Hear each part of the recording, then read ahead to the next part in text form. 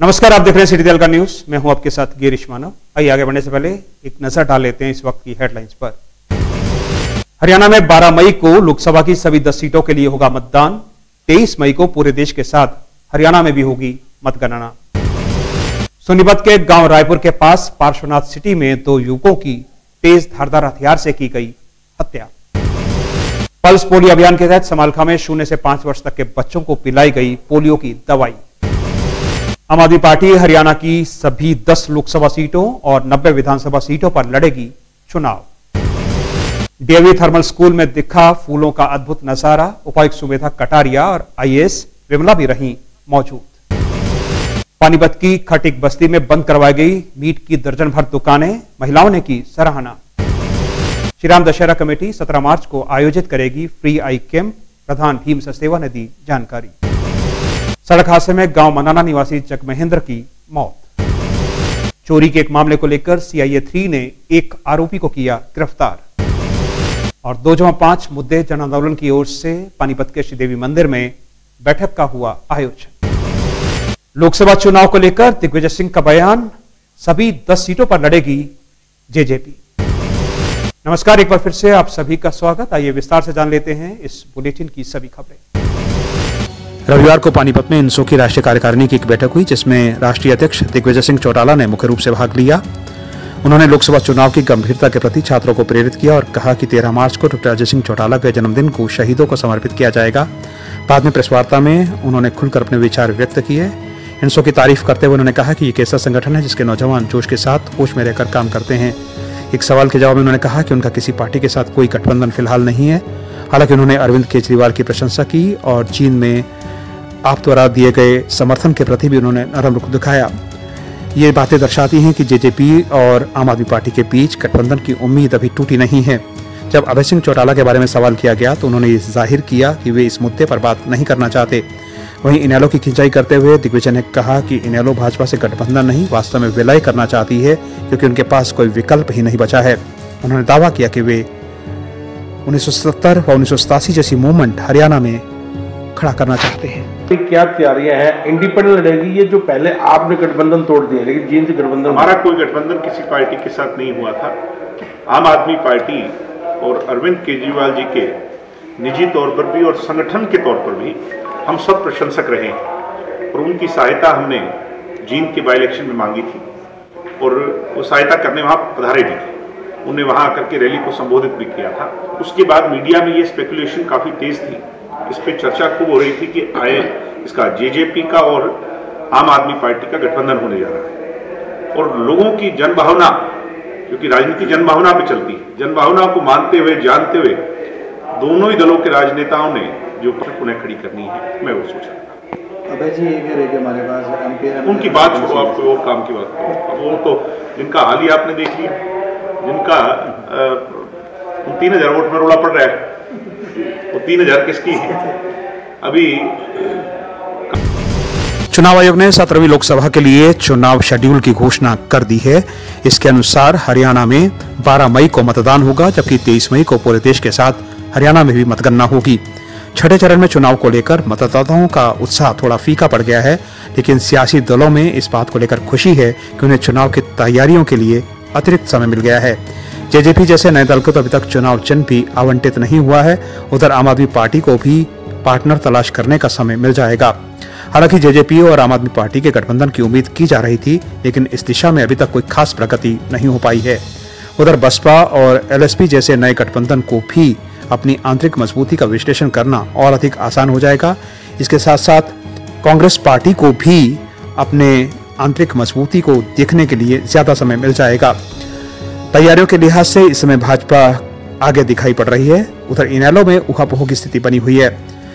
बहरहाल हरियाणा में लोकसभा की 10 ही सीटें हैं, लेकिन ये 10 सीटें भी केंद्र सरकार के गठन में महत्वपूर्ण भूमिका निभाती हैं।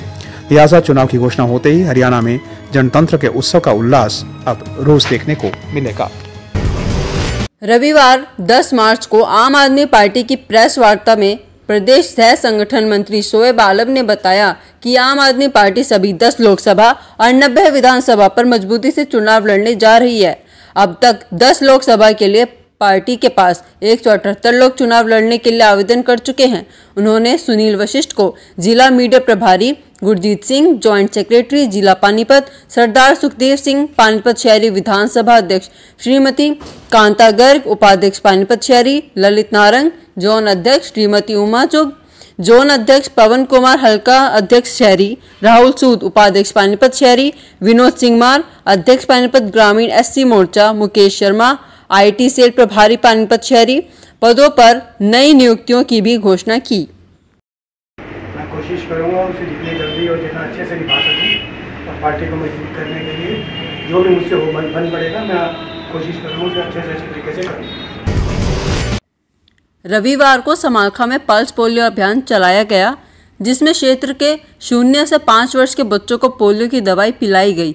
यह अभियान 3 दिन तक चलाया जाएगा। पोलियो ड्रॉप्स अभियान कार्यकर्ता शिक्षक राजेश कुमार ने बताया कि समालखा CHC के अंतर्गत पोलियो अभियान को लेकर 110 बूथ बनाने के साथ 5 मोबाइल टीम गठित की गई है। साथ ही स्वास्थ्य, आंगनवाड़ी एवं आशा कार्यकर्ताओं को लगाया गया है। उन्होंने बताया उनका लक्ष्य 26,342 बच्चों को पोलियो खुराक पिलाने का है, जिसमें कार्यकर्ताओं ने अपना काम बिना किसी भेदभाव से पूर्ण किया। उन्होंने कहा कि पोलियो ड्रॉप्स न पिलाने से बच्चों को आगे चलकर परेशानी हो सकती है, इसलिए एहतियातन अपने बच्चों को पोलियो की दवाई जरूर पिलानी चाहिए। 10, 11 और 12 मार्च को चलाया जाएगा और यहाँ पे अलग अलग टीमें बांटने की, जैसे यहाँ से 7-8 टीमें हैं समालखा के अंदर ही, जो समालखा अर्बन के अंदर अलग अलग स्टेशन अलग अलग बूथ पर बैठी हुई हैं। और जैसे हमारा मेन जो है मकसद ये है कि हम एक बच्चे को दवाई पिलाएं कि ऐसा कोई भी बच्चा ना हो जो यहाँ से बस स्टैंड से बिना दवाई पिए जाए। रविवार को DAV थर्मल में राष्ट्रपति भवन की तर्ज पर मुगल गार्डन जैसा नज़ारा देखने में आया, जिसमें 32 से ज़्यादा मनमोहक व दुलर फूलों से तैयार किया गया। यह गार्डन उपायुक्त सुमेगा कटारे के सुझाव से 30 मार्च तक 9 से 12 बजे तक आम लोगों के देखने के लिए रखा गया है। याद रहे, इस गार्डन का कोई भी फूल बाहर से नहीं खरीदा गया है। सारे फूल विद्यालय के कर्मचारियों ने स्वयं तैयार किए हैं, जिसमें सुमेगा कटारिया और उनके साथ महाराष्ट्र की IAS ऑफिसर श्रीमती विमला भी मौजूद रही। स्कूल के प्रिंसिपल ऋतु दिलबागी ने उपायुक्त पानीपत व महाराष्ट्र से विशेष तौर पर पधारी IAS श्रीमती विमला का स्वागत किया। वास्तव में देखने को मिले हैं साइंस गार्डन है, मैथ्स गार्डन है, सोशल साइंसेस गार्डन है। ये मेरे लिए बहुत ही अमेजिंग है, आश्चर्यचकित करने वाला है कि लिमिटेड सा स्टाफ किस तरह से अगर उसमें कमिटमेंट होती है, कटिबद्धता होती है और उन्हें लीडरशिप मिलती है, ऐसी रहनुमाई में जो ऋतु दिलबागी जी यहाँ की प्रिंसिपल और यहाँ की सभी फैकल्टी के मेंबरान दे रहे हैं, तो एक लाइब्रेरियन अलग तरह से कंट्रीब्यूट कर रहे हैं, साइंस टीचर अलग से कंट्रीब्यूट कर रहे हैं और उनके साथ मिलकर के, और मुझे ये बताया गया कि स्कूल की पूरी मेंटेनेंस और क्लीनलीनेस और व्हाइट वॉशिंग ये सब लोग कर रहे हैं। रविवार को पानीपत की खटीक बस्ती स्थित शास्त्री कॉलोनी में मीट विक्रेताओं में उस समय हंगामा मच गया जब कृष्णपुरा पुलिस चौकी ने दर्जन भर मीट की दुकानों को बंद करवा दिया। इससे कसाईयों में रोष देखने को मिला। उन्होंने कहा कि वे काफी सालों से यहाँ पर धंधा कर रहे हैं, लेकिन पुलिस ने उनका काम बंद करवा दिया है।